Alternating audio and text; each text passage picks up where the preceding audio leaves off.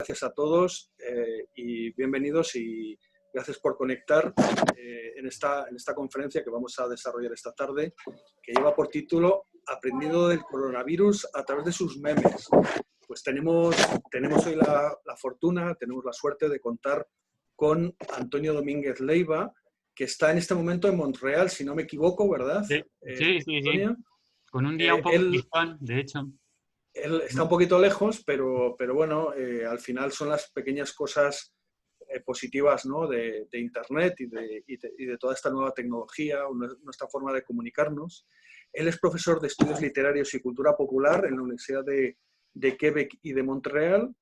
Y bueno, él se ha brindado a ayudarnos en esta iniciativa de A2Gs People, en la que pretendemos o queremos ayudar a definir un trasfondo interpretativo a partir de los memes, que él ahora nos ilustrará sobre la situación que estamos todavía viviendo. Y también todo esto que vamos a ir viendo nos puede ayudar a conocer un poquito más sobre la sociedad con la que todos nos interrelacionamos en el día a día. Antonio tiene, los que le conocen bien, saben que tiene una capacidad enorme de hacer entender al común de los mortales, a todos nosotros, pues cosas que culturalmente son complejas y, en definitiva, todo el trabajo que él hace, todo el estudio que él hace, pues sabe verterlo para que lo podamos entender personas que nos encantan este tipo de asuntos y que seguimos o queremos estar en contacto con la cultura en la que vivimos. Una sola cuestión antes ya de darle paso a Antonio, que es el que a partir de ahora va a tomar los mandos de la conferencia. Tenemos aproximadamente una hora y cuarto con Antonio. Él ha estructurado su conferencia en varios bloques. Sí que os voy a pedir que el que quiera puede, a través del chat, que lo encontraréis abajo a la izquierda, podéis hacer las preguntas que queráis, yo las iré recogiendo y en determinados momentos le iré preguntando a Antonio. Al final habrá una parte abierta de 10-15 minutos aproximadamente, en la cual, pues, si alguien quiere hacer alguna pregunta en vivo, le damos paso, abre el micrófono y lo comentaremos. Pues nada más. Muchísimas gracias a todos y Antonio, cuando quieras. Vale, muchas gracias a vosotros por la propuesta. Gracias a los que estáis escuchando.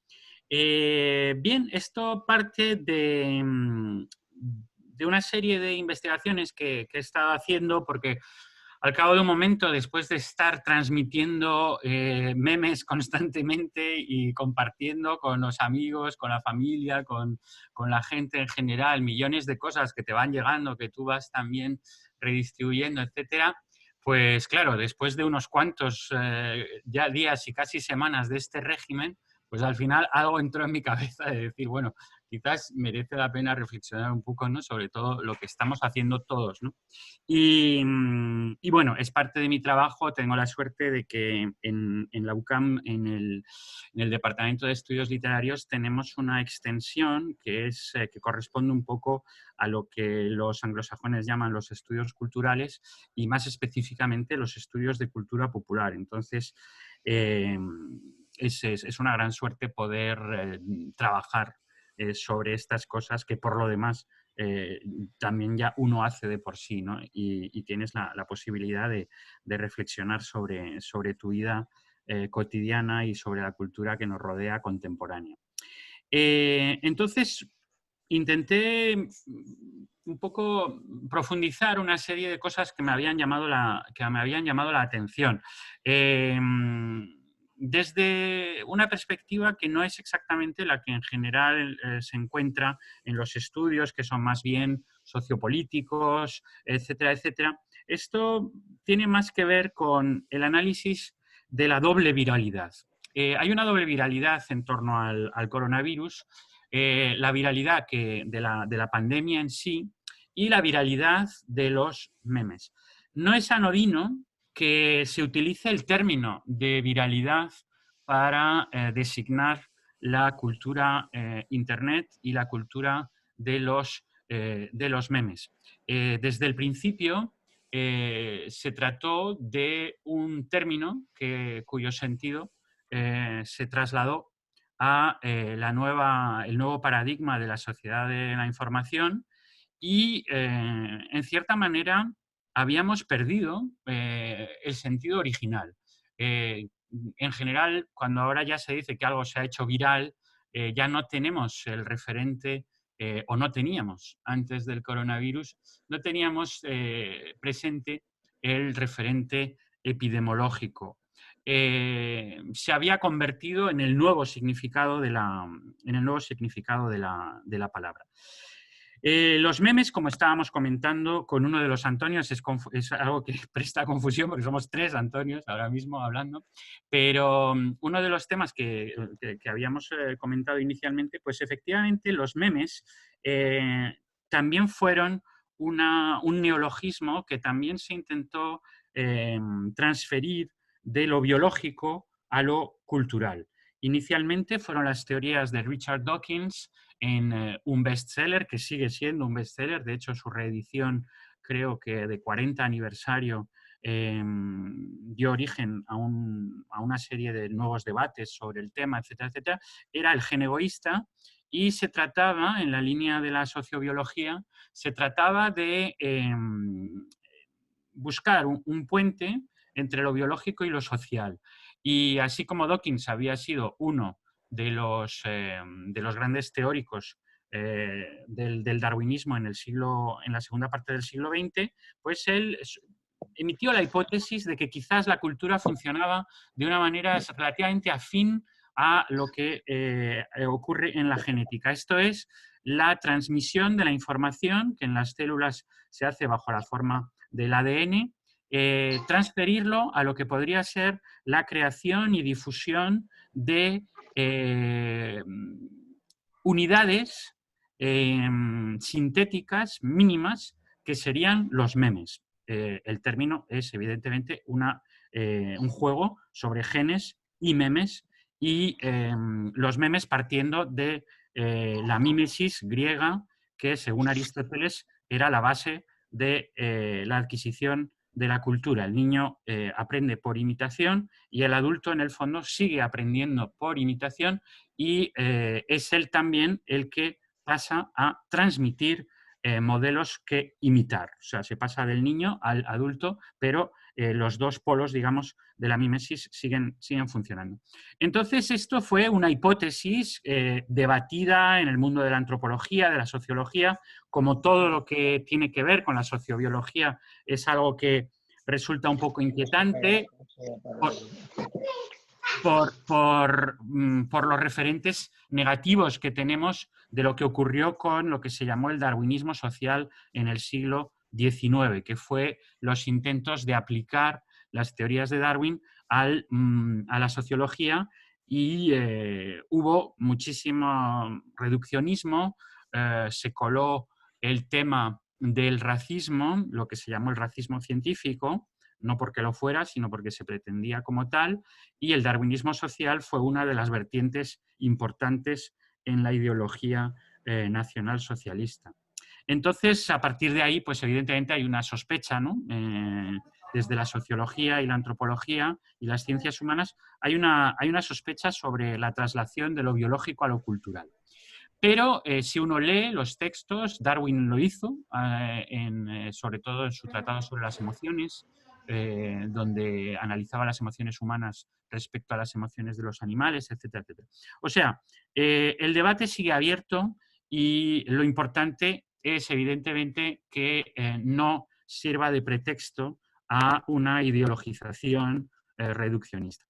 El caso es que una vez que se estableció en el mundo de las ciencias la cuestión de los memes, en realidad lo que les dio vida a nivel del discurso social, a nivel del imaginario colectivo, lo que les dio vida, una vez más, fue la sociedad de la información, porque aunado al concepto nuevo de viralidad en sentido tecnológico informacional, el meme se convirtió en el término que todos utilizamos para designar, en el fondo, aquello que se hace viral. O sea, hay una... de hecho, no existe una definición estricta de lo que es la viralidad informática, tampoco existe una definición estricta de lo que es un meme informático, se hace un poco a posteriori y se hizo intentando explicar por qué ciertos contenidos que pueden ser icónicos con imágenes, pueden ser textos, pueden ser musicales, puede ser una mezcla de todo esto. Pueden ser incluso cosas más abstractas como los simples templates, ¿no? Los modelos, parámetros con los que cada uno se fabrica sus memes. El caso es que una vez que se vio esta circulación viral, llamada ya viral, de estos contenidos, se pasó a llamarles los memes. Bien, lo que ha pasado con el coronavirus es que el coronavirus ha sido está siendo a la vez una pandemia biológica y está siendo también siguiendo el símil, una pandemia comunicacional, informacional. Y en cierta manera constituye esto lo que diría el primer nivel del retorno de lo reprimido, para retomar el término de Freud, el retorno de lo reprimido del coronavirus. El primer nivel sería que volvemos al significado literal de lo que es lo viral y de lo que es la viralidad. Y los dos han ido de concierto porque lo que más se ha notado desde el principio, y los sociólogos, los periodistas, etcétera, etcétera, es que la pandemia se tradujo automáticamente por un tráfico absolutamente sin precedentes de los memes, las informaciones, a través de las redes sociales y de todos los dispositivos. O sea que por una parte estábamos viendo la progresión de la enfermedad y por otra parte lo que se estaba viendo era también la progresión de todas las imágenes y reapropiaciones que se estaban haciendo en torno a la enfermedad. Entonces, a mí, como soy mucho más analista de lo que es específicamente cultural que de lo que sería la sociología clásica, etcétera, pues lo que me interesó fue ver qué se podía aprender de lo que los memes nos iban diciendo, de lo que la gente tenía ganas de compartir ante esta situación. Y creo que en ese sentido, pues probablemente a partir de ahora habrá cantidad de tesis hechas sobre este tema, porque realmente es curioso que un gran acontecimiento mundial, global, se haya conocido tal extensión también mundial, globalizada, de estos contenidos. Bien, así para primera imagen, para poneros una cosa así un poquito más, para que sea un poquito más liviano y ligero, pues este meme, por ejemplo, es un meme que se ha utilizado ya otras veces precedentemente, pero que no deja de ser interesante, retoma la secuencia conocida, basada al parecer en hechos reales, del hundimiento del Titanic y la orquesta que sigue tocando, ¿no? Entonces, en este caso, según una analogía típica de los memes, de hecho, extraída de uno de los sitios típicos de transmisión de memes, que es la página Bored Panda, el panda aburrido, y quien no estuvo aburrido durante este confinamiento.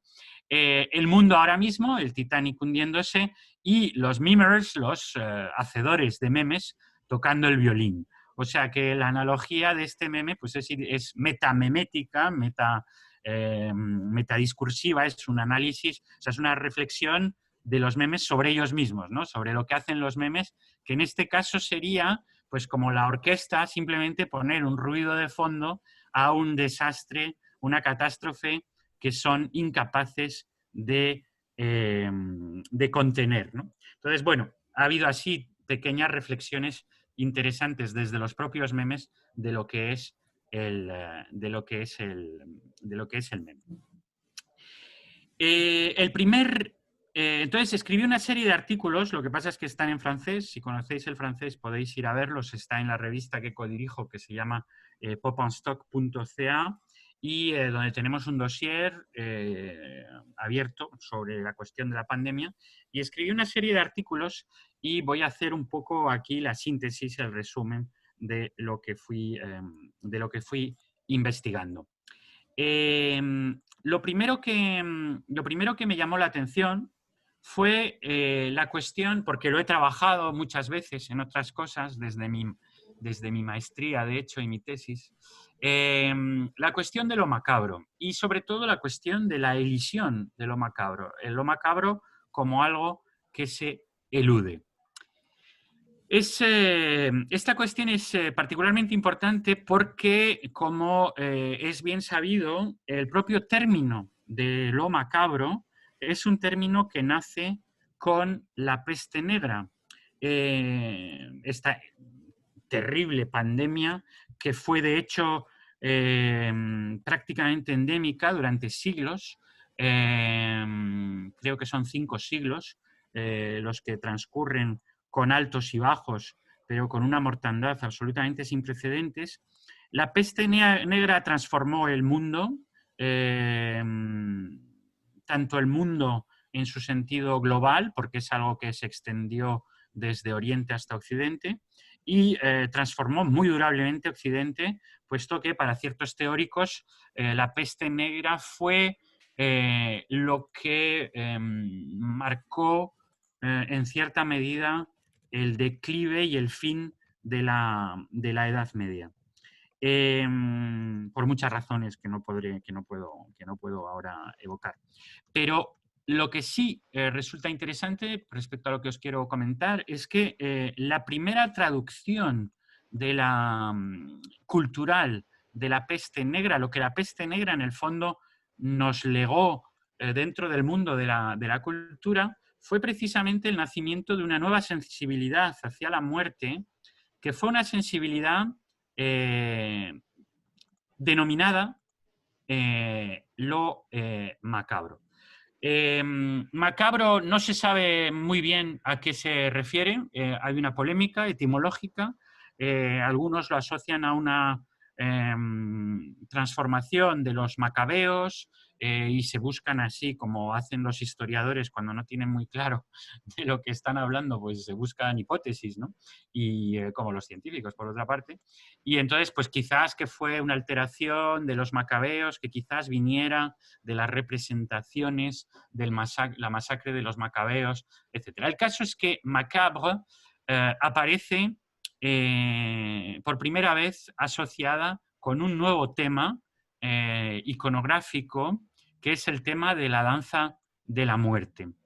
La danza de la muerte, que veis aquí en uno de sus primeros ejemplos más claros, la danza de la muerte con la representación terrible que aparece de repente en cantidad de iglesias y especialmente en las iglesias dedicadas a, o con algún tipo de relación con los servicios fúnebres, los grandes cementerios, las órdenes que, como sabéis, había todo tipo de especialización, ¿no?, en el mundo de las órdenes religiosas. Las iglesias que correspondían a órdenes religiosas más asociadas con el mundo de las misas para los difuntos, de lo que eran los intermediarios con Dios, etcétera, etcétera, más asociados con lo que es concretamente la muerte y las ceremonias, los rituales de la muerte medieval, pues de repente aparece este tipo de imágenes que son muertos bailando con los humanos y llevándoselos en general a la tumba.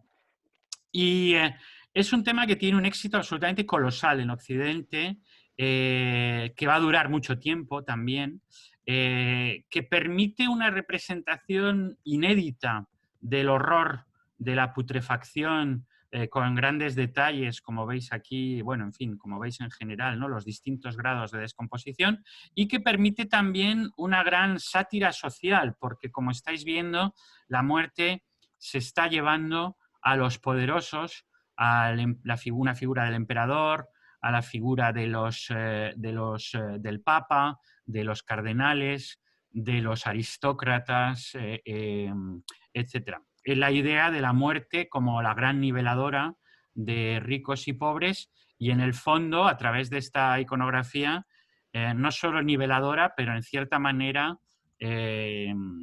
traduce una especie de resentimiento social, ¿no?, hacia los ricos y los poderosos, y la idea de que terminen en el hoyo, en descomposición, pues también transmite una especie de tensión, ¿no?, social ante las divisiones económicas. Paralelamente a lo que es el tema de la danza de la muerte como tal, tenemos el tema asociado también del triunfo de la muerte. El triunfo de la muerte, con el maravilloso cuadro de Bruegel que tenemos la suerte en Madrid de tener, en el original, en el Prado, y es evidentemente uno de los cuadros más impactantes de nuestra Pinacoteca Nacional. Y vemos, ha habido muchos análisis, vemos claras referencias a la experiencia de la peste negra. Esto que estáis viendo aquí, el carro con todos los muertos, etcétera, etcétera, corresponde totalmente a las descripciones que tenemos de esa época, donde se masificaban los muertos, que se dejaban muchas veces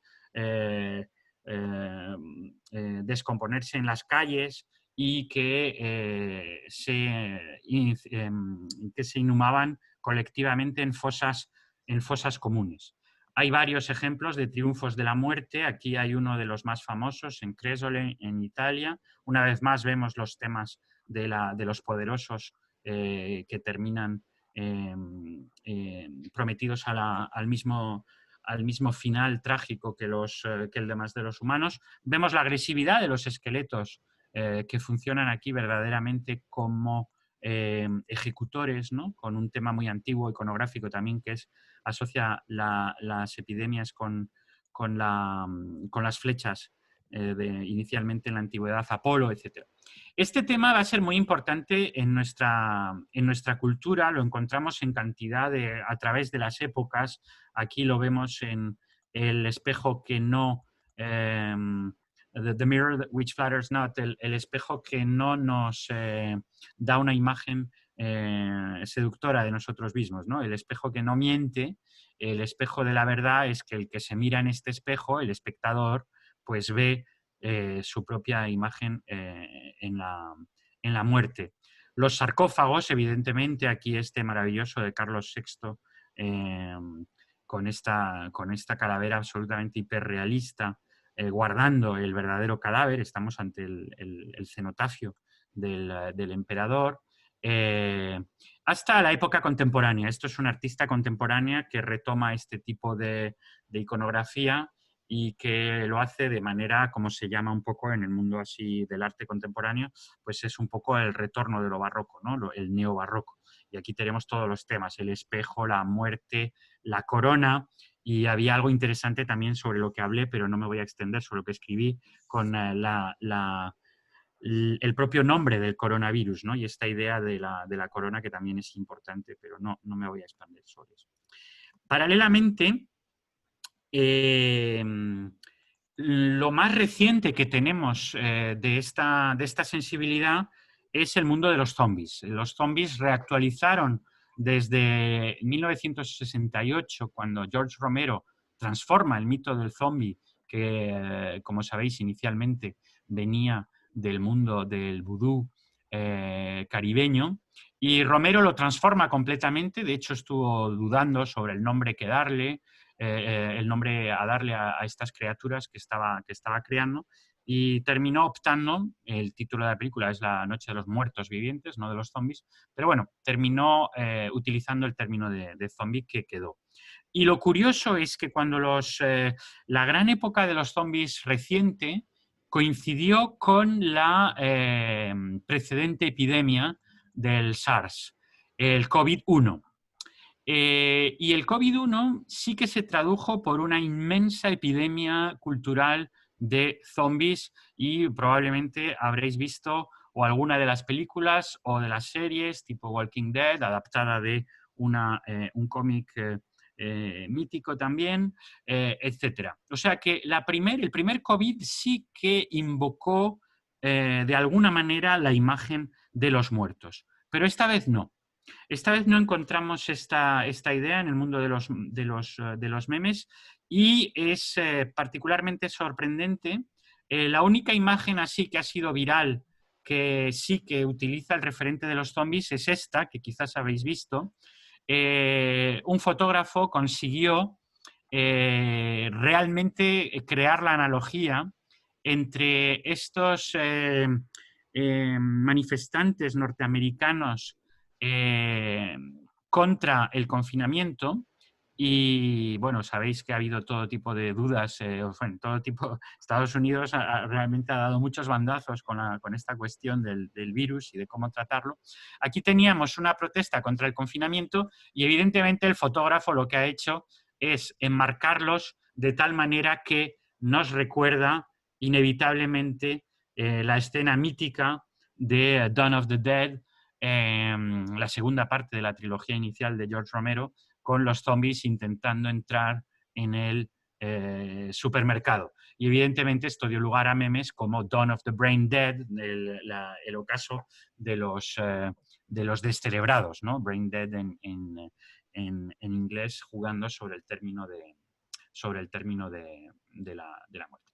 Y no ocurrió esto, lo cual también se tradujo por una serie de memes, como este meme bastante simpático, que sí que circuló, que lo recibí yo. El apocalipsis, lo que estábamos esperando, que era la anarquía y los zombies, y lo que tenemos, que es el trabajo a domicilio y la escasez de papel de váter. Volveremos sobre estos temas más adelante. Pero bueno, este tema gracioso de que no es el zombie el que va a representar esta pandemia. Entonces, uno se puede preguntar, ¿no? Cuando uno trabaja sobre estudios culturales, lo interesante es que se puede plantear este tipo de cuestiones. Primero, detectar, observar y luego, pues, intentar emitir hipótesis de por qué ocurren las cosas y a veces, aunque pueda parecer retorcido, pero que creo que es igualmente interesante, ¿por qué no ocurren las cosas? ¿No? ¿Por qué no vuelven los zombies esta vez respecto a la anterior? Ha habido una saturación de la imagen del zombie, ha habido excesivamente, o sea, de hecho llegó a haber un momento en que había una zombie database, que era una página web que referenciaba todas las ocurrencias de zombies, porque hay fans, evidentemente, como sabéis, todas las recurrencias de zombies en general. La página ha cerrado de manera sintomática también, pero la página había referenciado una cantidad absolutamente increíble de unos 500 o 600 desde el inicio de los años 2000. Saturación quizás, o quizás algo más profundo, y es que quizás esta vez, contrariamente al COVID-1, que dejó a Occidente bastante indiferente en el fondo, quizás esta vez la gran diferencia es que Occidente se siente realmente amenazada. Y quizás ante esta amenaza la figura del zombie sea excesivamente explícita en relación a lo que es la angustia de este otro retorno de lo reprimido, que es el retorno de la muerte. Lo que sí encontramos es una desviación carnavalesca y exótica de la danza de la muerte. Y esto seguramente vosotros lo habéis recibido todos también, puesto que esto ha sido, como todo en la viralidad, hay distintos niveles de expansión y es los famosos pallbearers, los sepultureros de Ghana, que se volvieron totalmente virales. Ya eran ya existía el meme surge de la visita de una, de una chica estadounidense a su familia para una ceremonia en su familia en Ghana y filmó esa ceremonia con los famosos bailarines de Ghana. Entonces, bueno,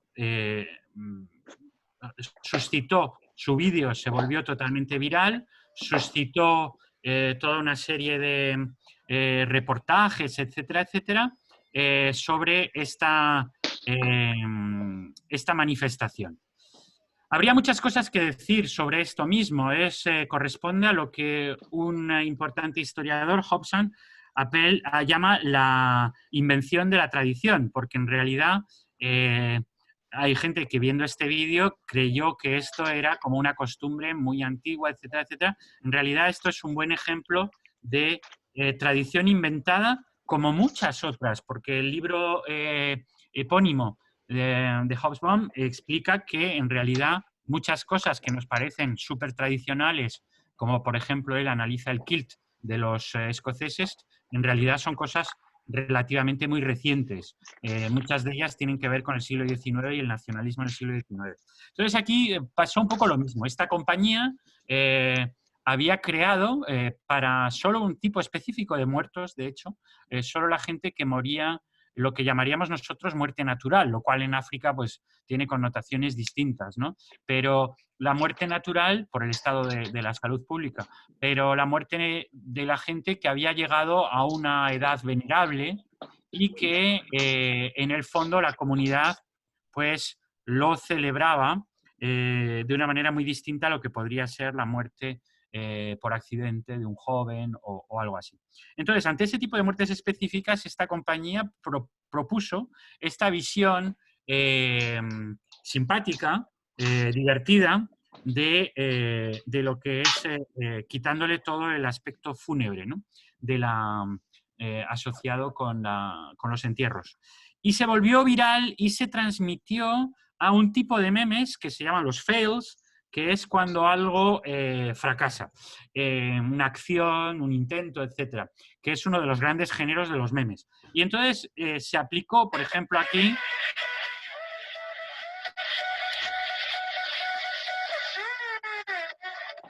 Bien, se aplicó a todo tipo de acciones que terminan mal y que se supone que la persona que las ha cometido pues ha pasado a mejor vida, como se dice.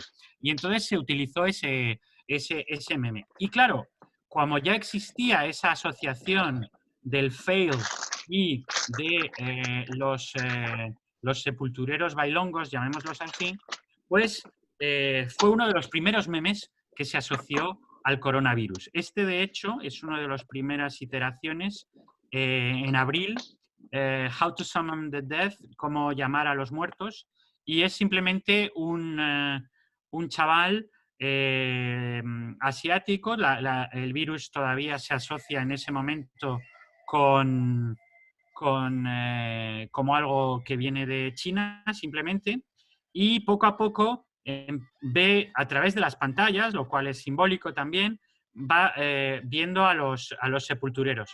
Y luego, poco a poco, cada vez que tiene miedo de contagiarse con el virus, pues los va viendo, se van acercando, parodia del mundo de las películas de terror, y los consigue ir alejando. La imagen se vuelve en marcha atrás, cada vez consigue alejarlos y a la vez termina riéndose a través de los memes él mismo de los sepultureros, y al final vienen a por él y hay un montaje entre el documental original y el chaval que está metido en la caja, y retomando de hecho uno de los antiguos miedos que fue muy prevalente en Occidente hasta finales del siglo XIX, que era el tema de ser enterrado vivo, ¿no? La muerte clínica todavía no se detectaba con total claridad, y hay de hecho unos grandes cuentos fantásticos de Edgar Allan Poe sobre este tema.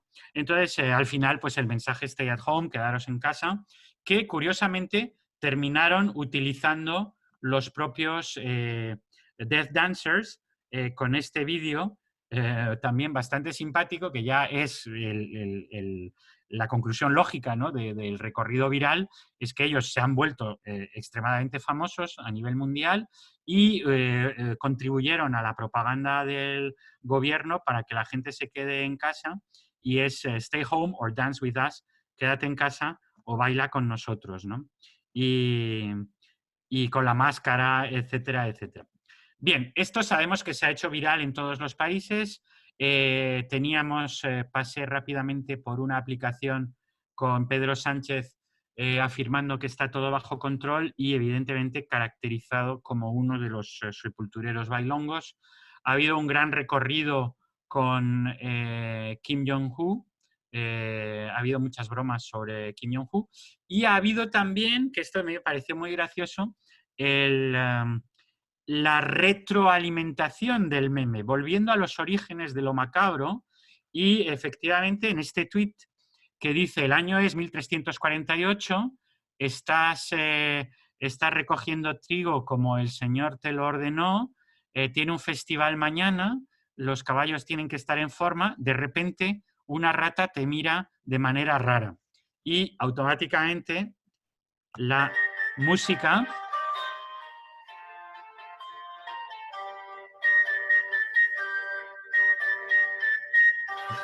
Entonces, alguien se curró no solo el traducir la imagen de los sepultureros en lo que sería un manuscrito iluminado de la Edad Media, sino que también hizo la versión en la música del tiempo de lo que es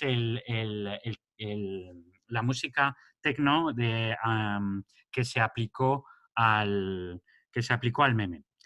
Entonces, bien, esto vemos un recorrido. Entonces, ¿por qué funcionó esto y por qué no funcionaron los zombies? Entonces, quizás precisamente porque los sepultureros permitían realmente reírse del miedo a través de una doble distanciación. La distanciación de lo exótico es algo que no parece ir totalmente con nosotros, esta costumbre, y a la vez por lo carnavalesco. Los historiadores que han trabajado sobre la cultura de lo carnavalesco saben que lo carnavalesco a través de toda la Edad Media era precisamente la celebración por el humor, de la inversión de todos los valores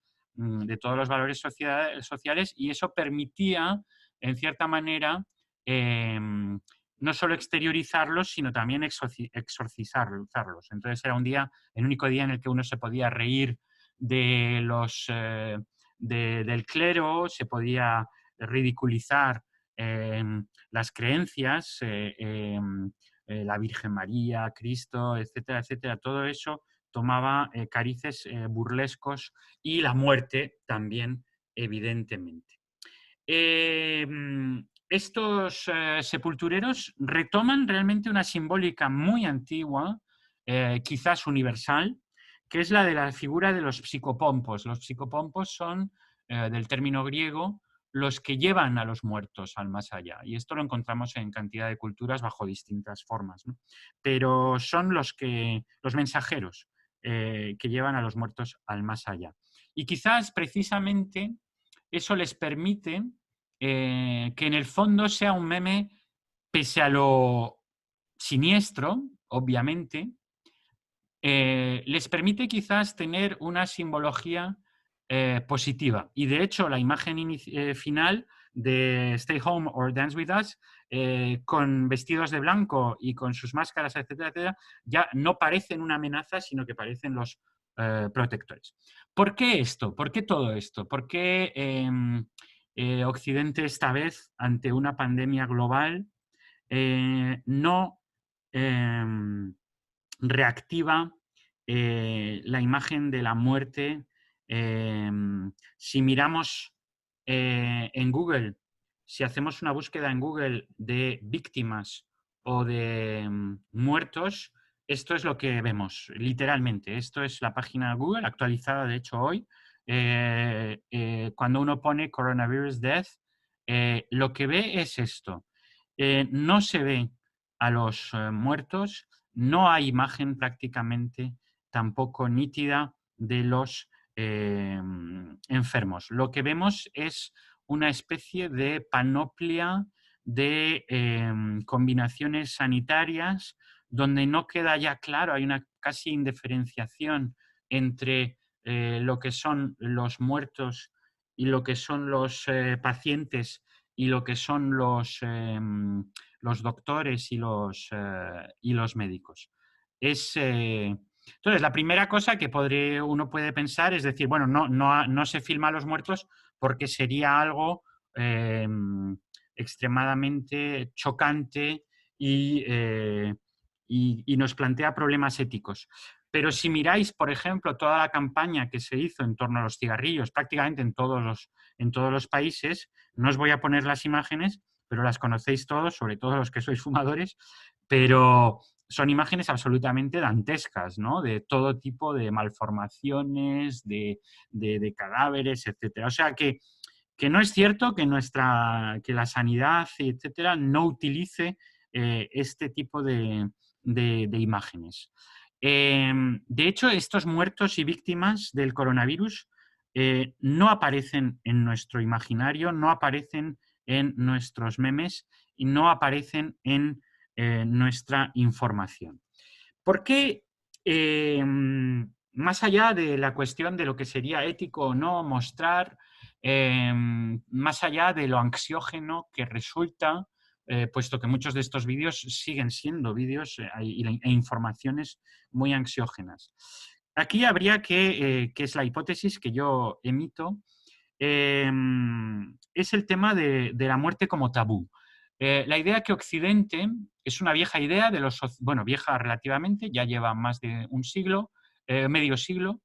El primero en diagnosticarlo o en afirmarlo fue Geoffrey Gorer en 1955 en un artículo que se llamaba The Pornography of Death, la pornografía de la muerte, donde Gorer explicaba que el sexo ya no era tabú en Occidente, lo cual pues es interesante. En 1955 asociamos más bien lo que llamamos la revolución sexual con los años 60, pero había ya indicios claros desde los años 50 que las mentalidades en torno a la sexualidad habían cambiado enormemente en Occidente. Y según Gorer, la nueva pornografía es la muerte. La gente ya no quiere ver la muerte y él analiza, por ejemplo, la desaparición en Estados Unidos. En España fue más tardía. De hecho, hay un cortometraje muy interesante español de Summers, el padre del célebre hombre G, pero el padre, el famoso humorista, en realidad. Uno de los primeros cortos de Summers es precisamente una especie casi de análisis antropológico, lo podéis mirar por internet, por YouTube, del luto, de la cuestión del luto en la Andalucía profunda todavía en los años 60. Pero en Estados Unidos ya en el 55 Geoffrey Gorer considera que el luto ya es visto como algo malsonante, extraño, casi patológico, cuando en realidad, como sabéis, el luto había sido una costumbre antropológica en Occidente durante siglos y había todo tipo de, de, de rituales asociados a él, de tabús, cuánto tiempo había que llevar el luto, si se había muerto alguien muy próximo, si se había muerto alguien de la familia más lejana, etcétera, etcétera. Todo esto desaparece en Estados Unidos en torno a los años 50 y Geoffrey Gorer dice que de repente estar de luto es ya como un síndrome de apego excesivo y patológico al difunto. Y paralelamente empieza a analizar el hecho de que la gente ya no quiere hacer los velatorios de antaño. Ya sabéis que antes, y eso lo conocí yo, de hecho, en mi infancia en Galicia, el muerto se quedaba en casa durante un tiempo, no me acuerdo si eran 2 días y 2 noches, y la gente venía a velar a casa y había las plañideras, había todo esto a los inicios de los años 70. Eso ya había desaparecido de Estados Unidos. Ya no había, la muerte se había medicalizado completamente, la gente ya moría en los hospitales y se había pasado ya al sistema de los funeral homes. Incluso había ya los primeros indicios de algo bastante delirante desde nuestra perspectiva, que son los drive-thru funeral homes, que es que la gente ya no se baja del coche y simplemente pues, es una manera de decir adiós al difunto sin bajarse del coche y escribiendo algo en un libro, ¿no? De pésames. Entonces, todo esto ya estaba ocurriendo y a partir de ahí eso se fue generalizando, como todo lo norteamericano. Cuando hablamos de globalización, en gran medida hablamos de norteamericanización del planeta, y eso se fue extendiendo y los sociólogos e historiadores desde entonces consideran que fue uno de los grandes cambios antropológicos del siglo XX. Y de hecho, el COVID ha radicalizado todos estos aspectos. Louis Vincent Thomas, antropólogo de la muerte, consideraba que la muerte se había desimbolizado, que se ha desimbolizado la muerte en Occidente. Lo asocia a la medicalización, a la urbanización, con el anonimato que eso que conlleva, y la mercantilización de la muerte.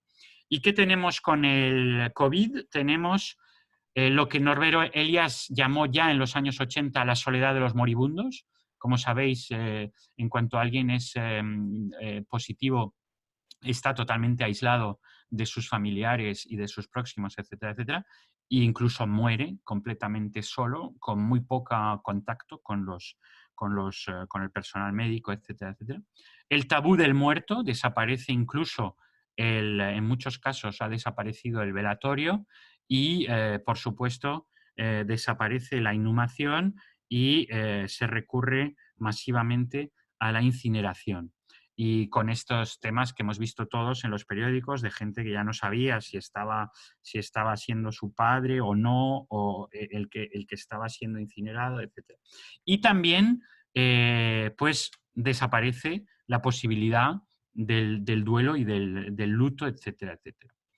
Entonces estamos quizás ante la extensión y radicalización de una verdadera ruptura antropológica, de la cual quizás no seamos plenamente conscientes. Desde el inicio de la humanización, el tratamiento del cadáver es uno de los rasgos distintivos de la especie humana, y sabemos que desde los primeros rastros de humanización hubo un tratamiento especial de los muertos humanos que no eran animales, y que el hecho de enterrarlos muchas veces en posición fetal, asociados con una serie de herramientas, instrumentos que les conferían estatus en vida, fue una de las maneras en que nos hicimos humanos. Esta manera de destruir todo ritual relativo a lo que es la muerte puede constituir algo que va mucho más allá de la simple coyuntura. Bien, este es el final de la primera, del primer aspecto que me resultó llamativo. No sé si habría preguntas respecto a esto. Sí. ¿Hay alguna pregunta que si necesitáis a través del chat, yo se las puedo trasladar a Antonio o si alguien quiere intervenir, pues puede abrir el micrófono y preguntar.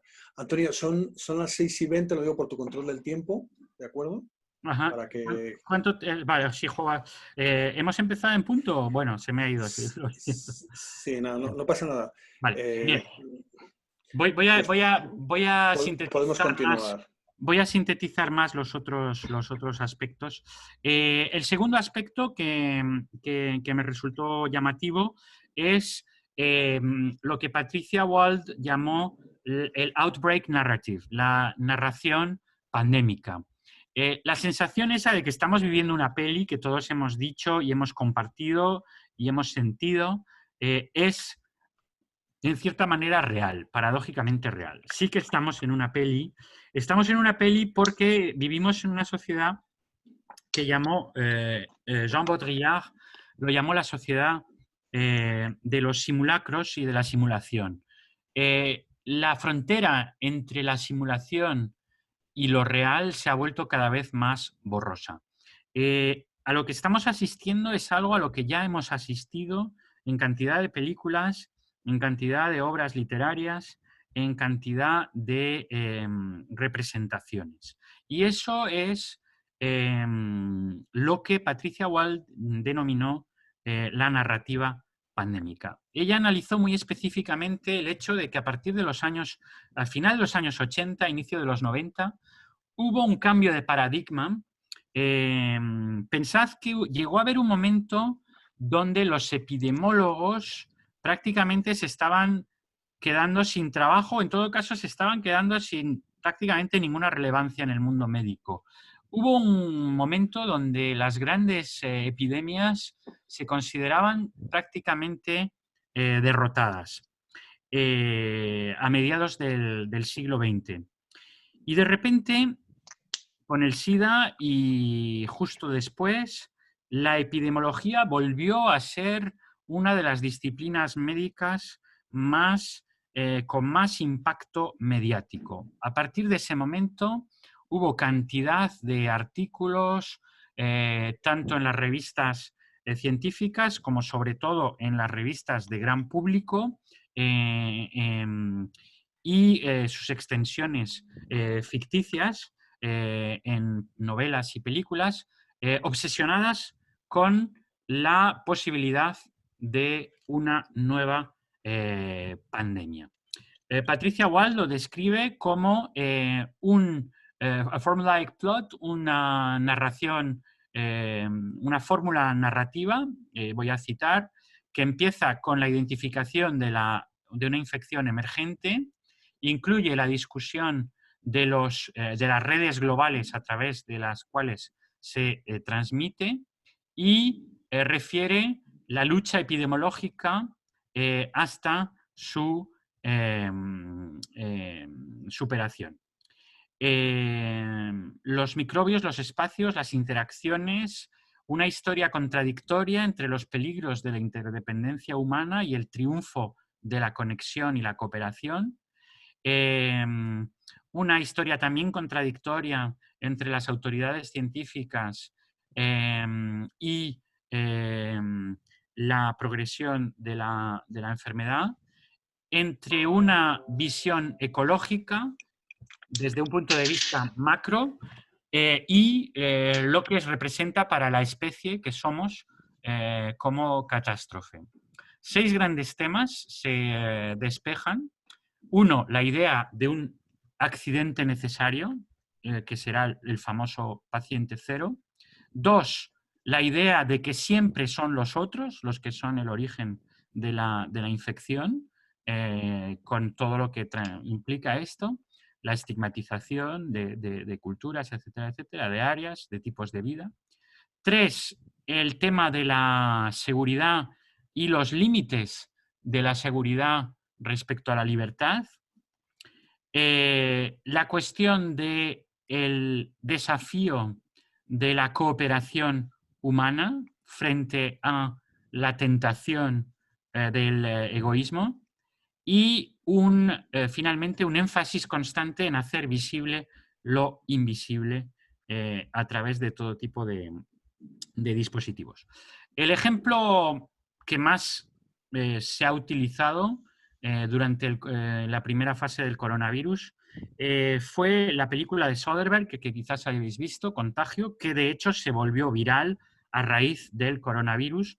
Película que tuvo un éxito de crítica, etcétera, pero muy relativo de público y que ahora se convirtió en una de las películas más descargadas durante todo el confinamiento. Efectivamente, hay una razón para esto y es que Soderbergh, que tiene una vertiente muy documental en su trabajo como realizador, Soderbergh realmente se basó, él y el guionista, con el co-guionista, se basaron en una serie de entrevistas con epidemiólogos importantes de los que Wald hablaba en su libro sobre la narrativa pandémica.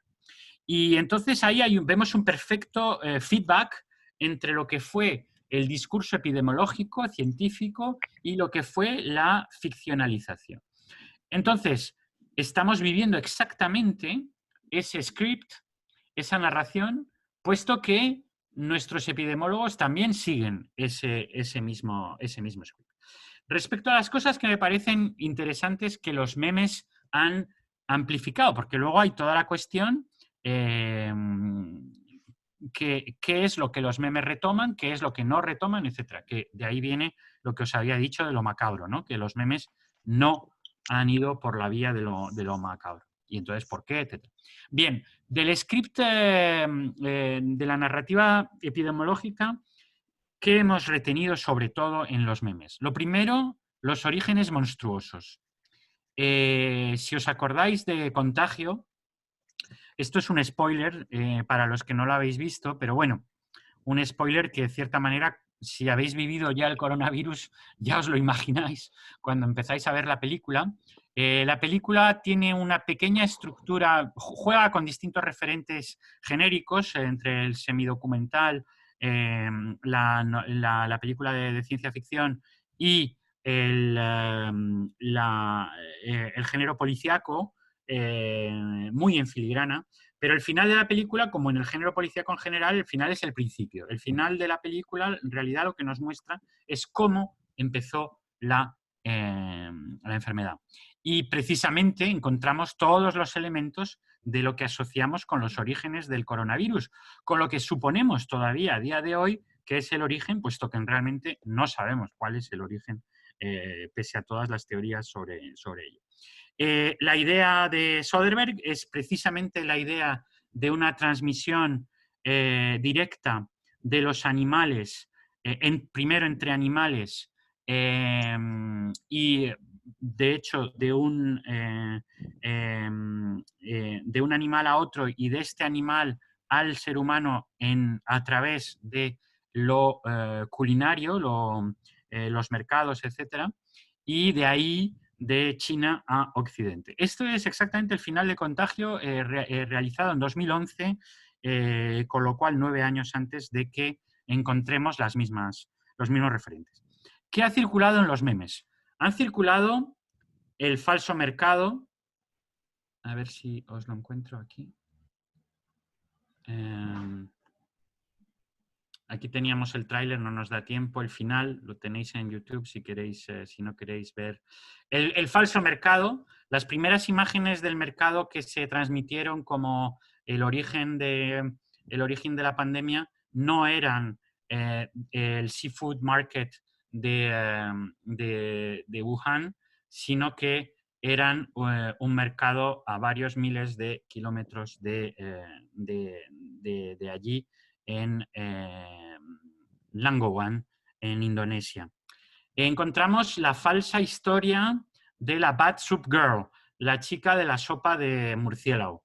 Y entonces eso también se hizo completamente viral y en realidad esto no tenía nada que ver ni con Wuhan ni con nada de esto. Es un programa típico de telerrealidad.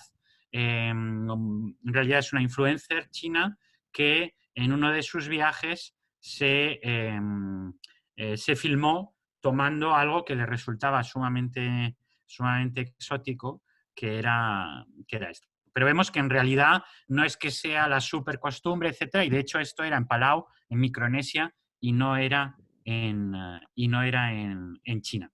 De ahí los memes sobre el carácter omnívoro de los chinos, ¿no? Llegan los alienígenas a China y los chinos dicen, me pregunto a qué saben, ¿no? Y a partir de ahí ha habido cantidad de... Esto retoma perfectamente la idea de la estigmatización, de la alterización de la enfermedad, como algo que viene prácticamente de otro planeta, dentro de nuestro planeta, de otra esfera cultural.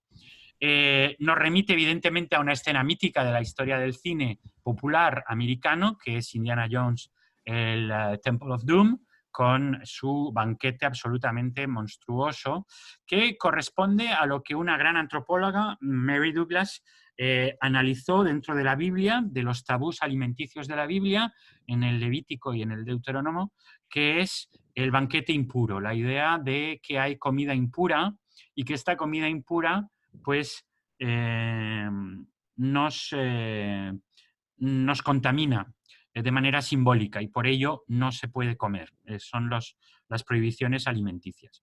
A esto se añadió, evidentemente, en el caso del coronavirus, toda la mitología occidental sobre el murciélago, que es un animal impuro, ya habla de él Mary Douglas, porque es un animal que no corresponde, ¿qué es lo que es antropológicamente impuro? Es aquello que desafía las categorías clásicas.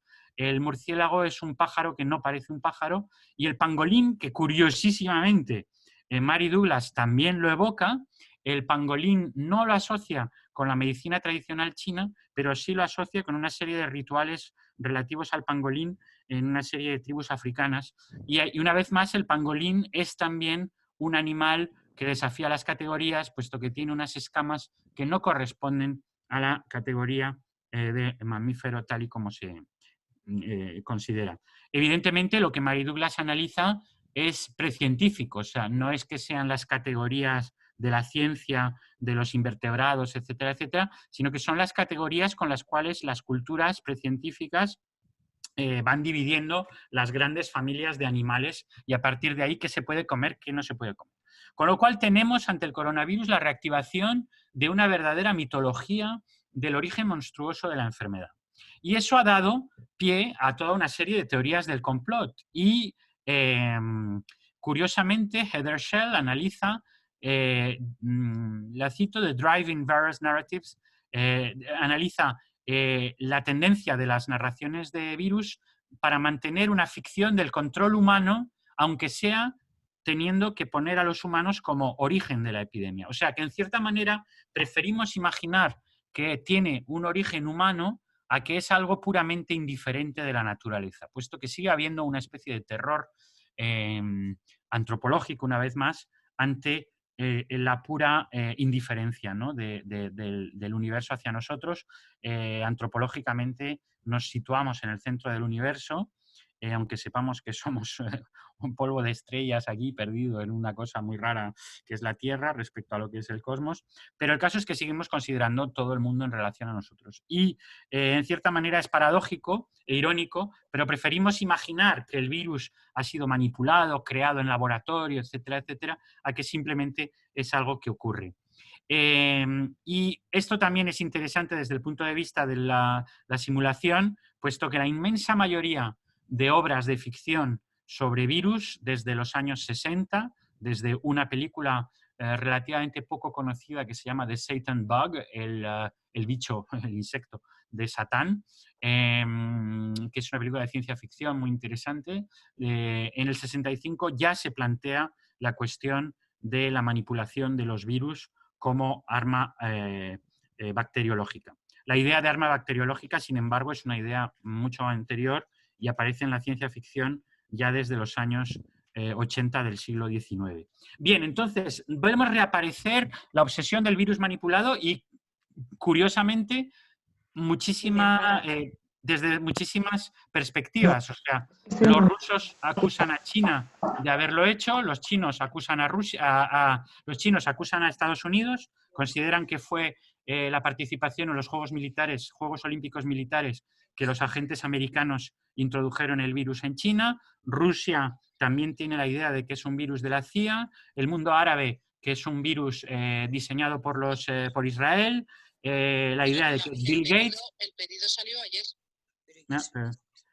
La idea del 5G, etcétera, etcétera. Bien, entonces hemos llegado a una visión totalmente monstruosa de la enfermedad desde sus orígenes, ya sea por la narrativa que más o menos la gente, el mainstream, asoció a la que es el mercado de Wuhan, etcétera, etcétera, hasta estas ideas complotistas. Y de hecho, algo muy interesante desde el punto de vista de la simulación y lo real es que sabéis que hubo una simulación, el famoso Event 101, que fue una simulación de lo que sería una pandemia con insuficiencia respiratoria, etcétera, etcétera, y que ha dado pie, evidentemente, a muchísimas teorías del complot, porque parecía un script total de lo que ha ocurrido un año después de esta simulación con cantidad de farmacéuticas importantes, etcétera, etcétera. Entonces, estamos en un mundo que tenemos un síndrome del complot desde la muerte de Kennedy, etcétera, etcétera, especialmente en Estados Unidos, y es bastante significativo que los memes vayan por ahí. Segunda cosa, y voy a ir rápido porque creo que ahora sí que nos quedamos sin tiempo, ver lo invisible. Las narrativas de epidemia presentan cantidad de maneras de ver, de dar a ver lo que no podemos ver, que es el virus en sí. Y algo que me ha resultado fascinante sobre lo que he trabajado es cómo en los años 2000 los videojuegos retoman todo el discurso epidemiológico y lo transforman en fuente de placer lúdico. Hay una serie de juegos de vídeo, el más famoso de él es Plague Inc., que nos hacen adoptar el punto de vista totalmente ajeno a lo humano, que es el punto de vista de la enfermedad. Y aquí tenéis un ejemplo de lo que hace la gente en Plague Inc. Tienes que diseñar tu propio virus, tienes que darle las características que quieres que tengan, que sea un virus para el estómago, para la garganta, etcétera, etcétera. En fin, aprendes un montón de cosas, evidentemente, en el juego y decides dónde haces dónde hay la primera eclosión y luego vas viendo cómo se va transmitiendo y el objetivo del juego es terminar exterminando a la población humana y se considera que es el triunfo absoluto del jugador y de la pandemia. Bien, desde el punto de vista de la simulación, esto es muy interesante, puesto que los conceptores del juego se han basado en cantidad de colaboraciones con epidemiólogos y a la inversa ha habido un feedback donde este juego ha sido utilizado por los epidemiólogos como parametrización, modelización graciosa de algunas de sus teorías y, de hecho, la Organización Mundial de la Salud tuvo una entrevista con los conceptores del juego. Bien, este juego precede al coronavirus, pero ha habido cantidad de extensiones del juego que permite jugar como si uno fuera el coronavirus. Esto es un tipo de modelización y, bueno, me he preguntado qué es lo que implica, pero tenemos aquí otro ejemplo distinto que quizás habéis visto, porque es totalmente viral, que es el Coronavirus Pandemic Live, donde vais viendo la actualización en tiempo real de las muertes, los casos, las recuperaciones de todos los países del mundo.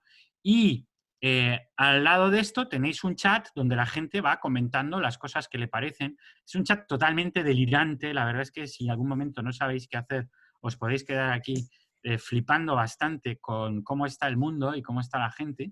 Hay una mezcla delirante de cosas. Es muy difícil de analizar porque es muy difícil de bajar. Yo solo conseguí bajar por trozos. No puedes... es un chat que se va autoeliminando. Entonces no hay un catálogo. En fin, no tengo suficientes conocimientos para saber cómo se podría recuperar ese chat en su integridad.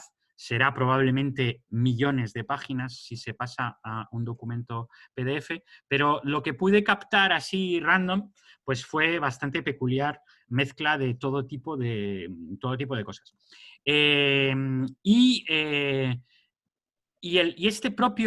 esta manera de observar como si fuéramos extranjeros, en un caso en el juego somos literalmente el virus, en el caso del coronavirus pandemic no se sabe muy bien qué somos, estamos simplemente viendo que cada vez que hay alguien que muere en algún país del planeta y lo vamos cuantificando, etcétera, etcétera. Una vez más, no vemos los cadáveres, solo vemos la abstracción de las cifras, etcétera. Bien, me he preguntado qué es esto. Y por último, el confinamiento. Simplemente voy a ser breve.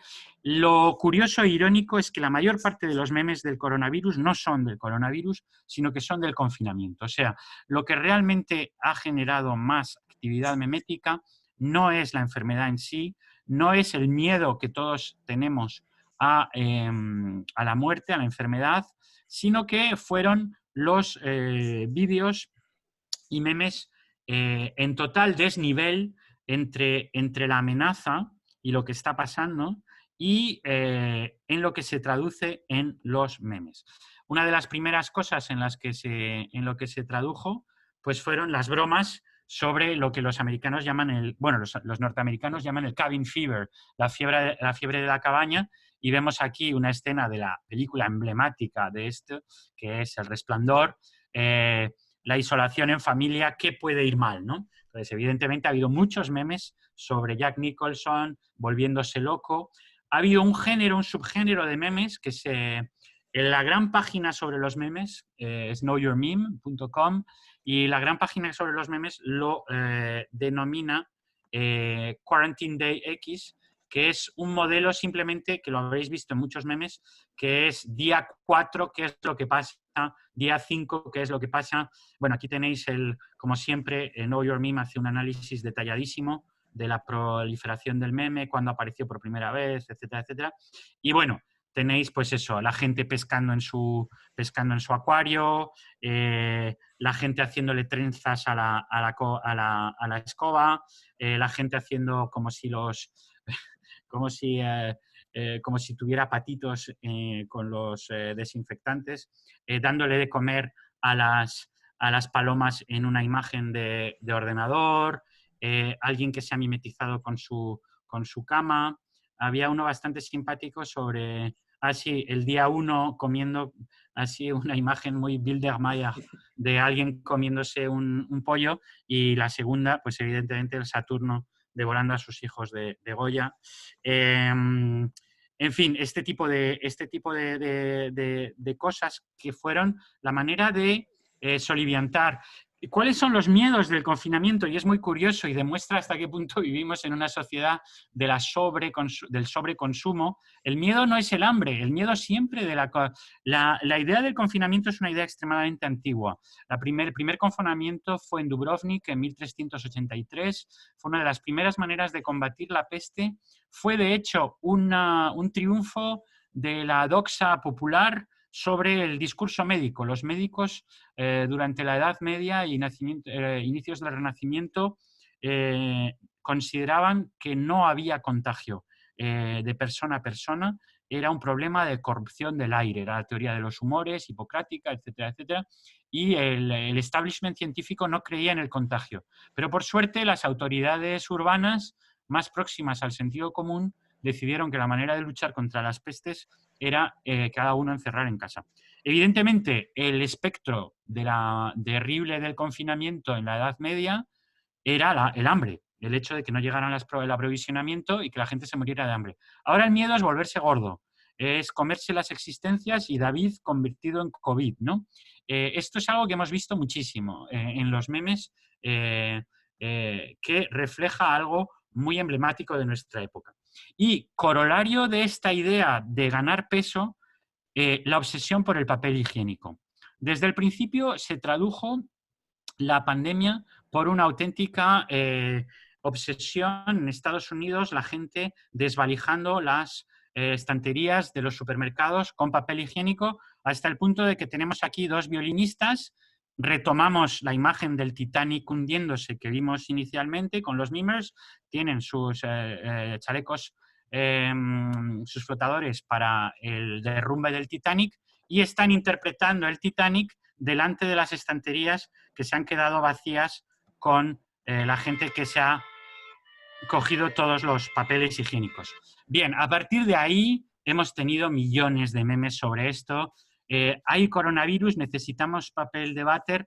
Es un virus de la respiración, no es chipotle, le dice Batman en un meme típico que es Batman dándole una hostia a Robin, ¿no? Y entonces es esta idea de que no tiene ningún sentido. Dice, dio positivo el COVID, dice, no puede ser correcto, tengo más de 300 rollos de papel higiénico en casa. Como si, llevando al absurdo esta idea de que el papel higiénico era la solución.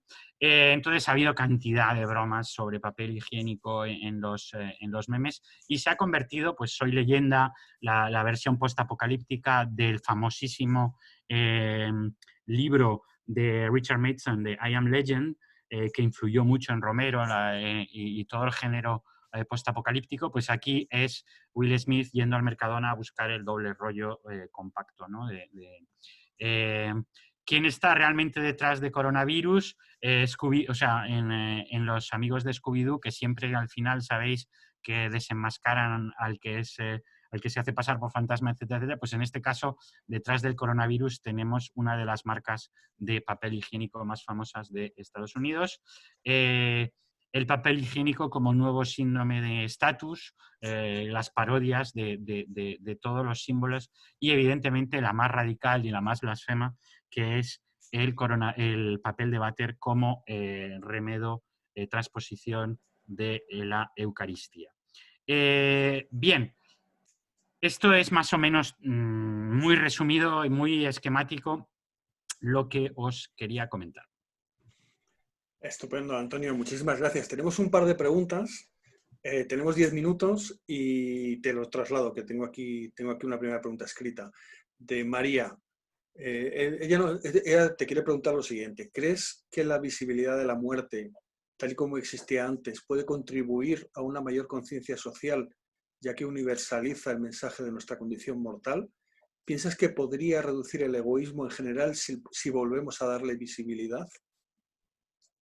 Pues es uno de los, es uno de los grandes temas. Cuando los sociólogos, cuando Gorer escribe este texto de Pornography of Death, es un texto sumamente crítico, porque él está planteando lo, lo peligroso que es este nuevo tabú de no hablar de la muerte, porque en realidad es un intento, estamos en plenos años 50, que es la explosión de la sociedad de consumo tal y como la conocemos en su vertiente americana, ¿no? Es el sueño americano, American Way of Life, el American Dream, la gente con su perro, con sus 2 coches, con su casaza en las suburbios, etcétera, etcétera, comprando millones de electrodomésticos, el boom absoluto del consumo. Y evidentemente este boom del consumo se hace en gran parte negando la condición, negando la enfermedad, negando los fallos del humano. Lo que la sociedad de consumo celebra es un cuerpo eternamente joven, un cuerpo eternamente atractivo, un cuerpo siempre sexualizado, siempre performativo, atlético, etcétera, etcétera, un cuerpo en acción. Y todo eso en realidad lo que está generando ya desde los años 50 es que todo lo demás, que es la base de la experiencia humana, el sufrimiento, la enfermedad, la muerte, el declive físico, etcétera, todo eso se convierte en algo tabú, algo que no se puede ver, que no se puede dar a ver, que no se puede prácticamente hablar, que no es cool, que no da una buena imagen de nosotros mismos. Esto lo encontramos evidentemente en todas las redes sociales, magnificado a la potencia, a la enésima potencia. De hecho, los sociólogos ahora hablan ya de sociedad de hiperconsumo. O sea, hemos pasado desde los años 50 a algo todavía mucho más radicalizado. Entonces, evidentemente hay o sea, hay una razón, hay muchas razones por las cuales no queremos ver todo eso. Y una de ellas es que es el vector de la sociedad de consumo todo lo opuesto. Lo que da, lo que vende en todos los sentidos, lo que vende es lo contrario. Y cualquier referencia negativa es un peligro para el marketing, etcétera, etcétera.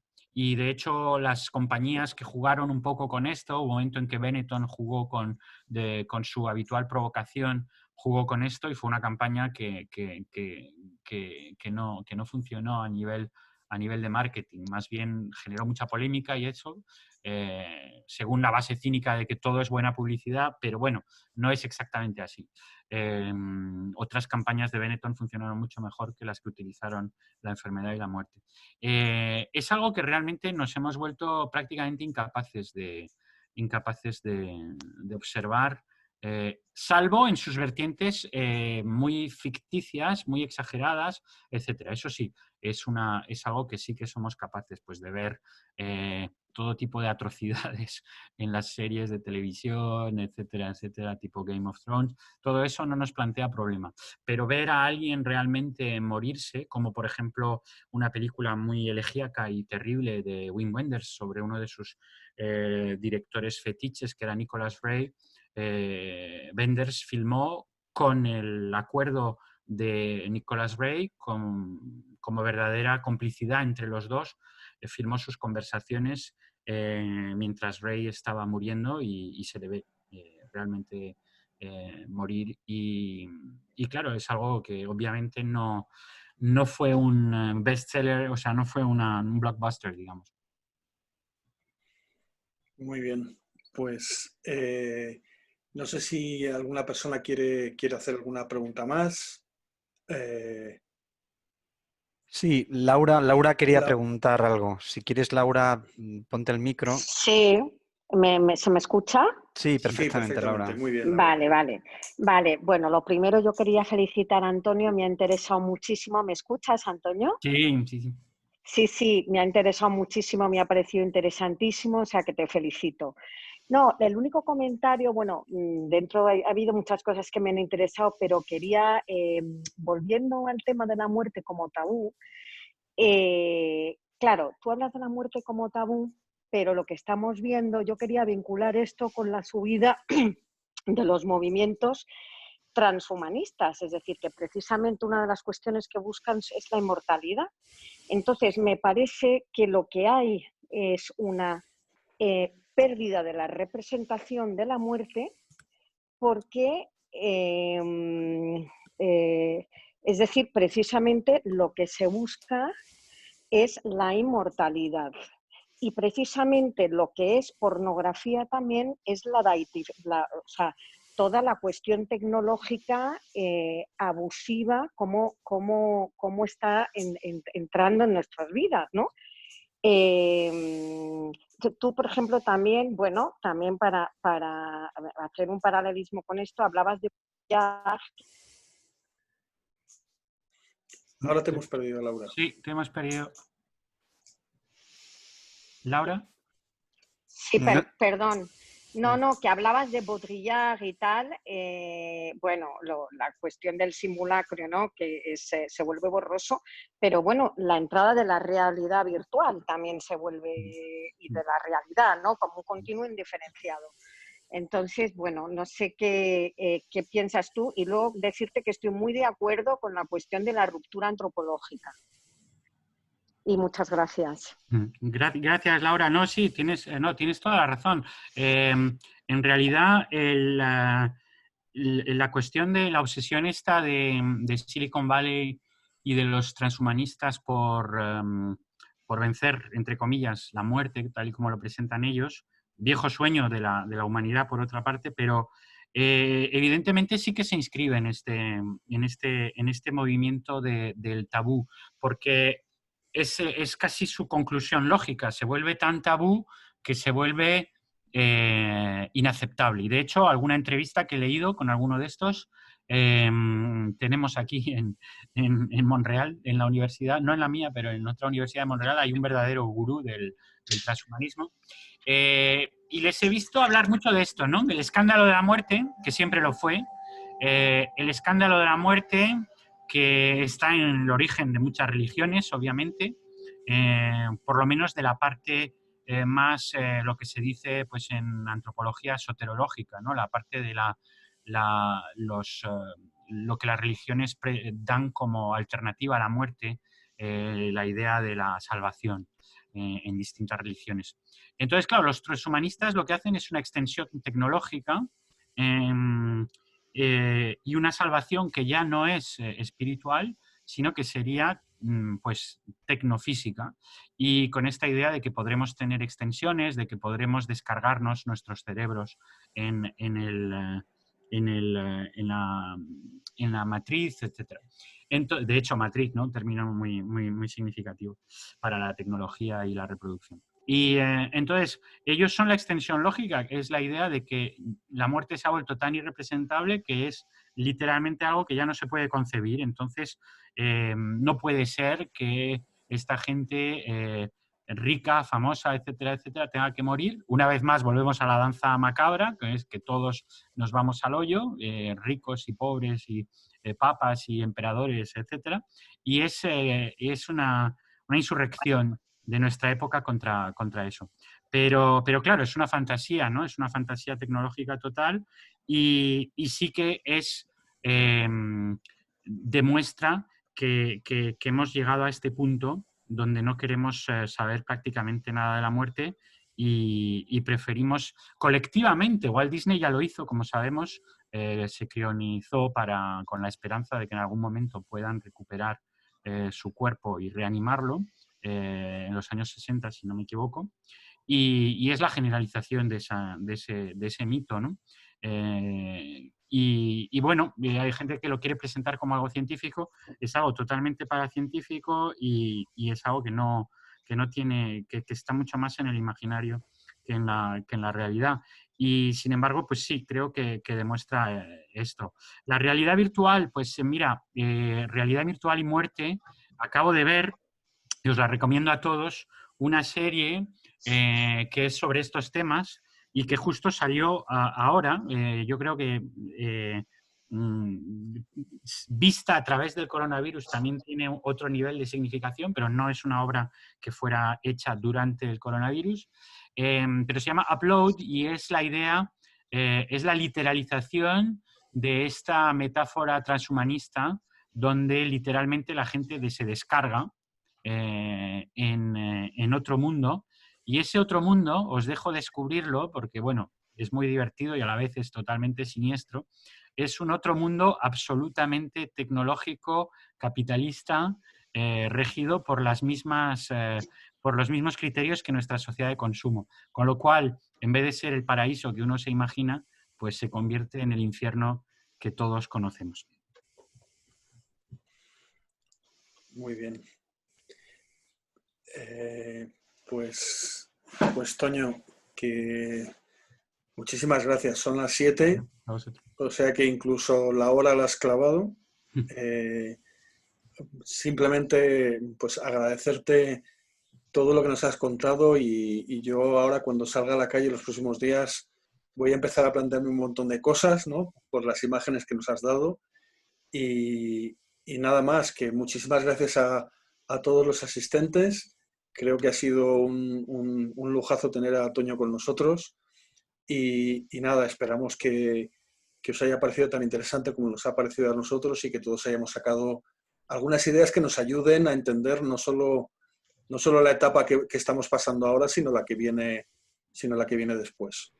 O sea que muchísimas gracias, Toño. No sé si te quieres despedir de alguna manera, quieres comentar alguna cosa y No, te dejo a muchas ti que gracias a cierres. vosotros por escucharme. Ahora estaba mirando lo del chat. Gracias a todos a los que os ha gustado y esto.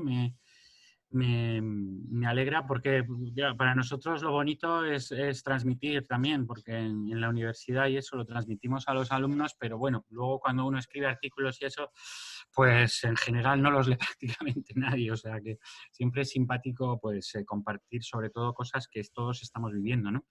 Y si puede ayudar a la gente a entender las cosas desde otra perspectiva, es un poco eso lo interesante, ¿no? Perfecto.